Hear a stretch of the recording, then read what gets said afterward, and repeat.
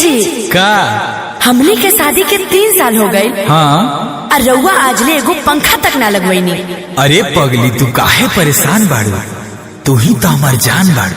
पंखा का तहरा खातिर तो कुछ लगा दे। ओके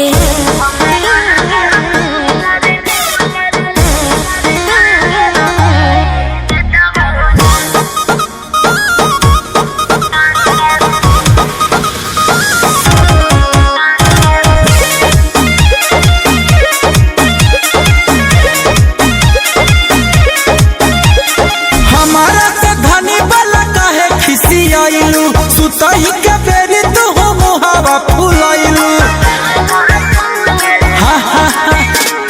हमारा से धनी वाला काहे खिसियाइलू।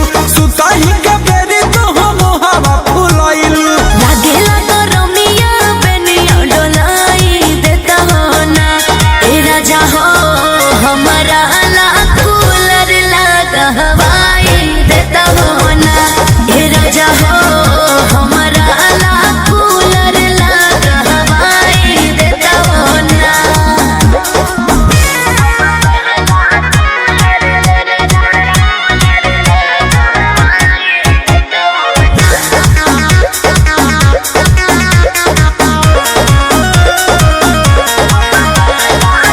जहिया से आईने घर में गरमी से मुआ तानी। सुझे ना उपाय कवनो साहसत में जिया तानी। जहिया से आईने घर में गरमी से मुआ तानी। सुझे ना उपाय कवनो साहसत में जिया तानी। कुराती के खोल दे बटमिया गरमिया कम लागी हो। सुततनी सट के पंजरिया मिजाज बम बम लागी हो। पानी पिए खातिर एगो आरो मंगवाई देता हो ना। ए राजा हो हमारा ला कूलर लगा हवाई देता हो ना। ए राजा हो हमारा ला कूलर लगा हवाई देता हो ना।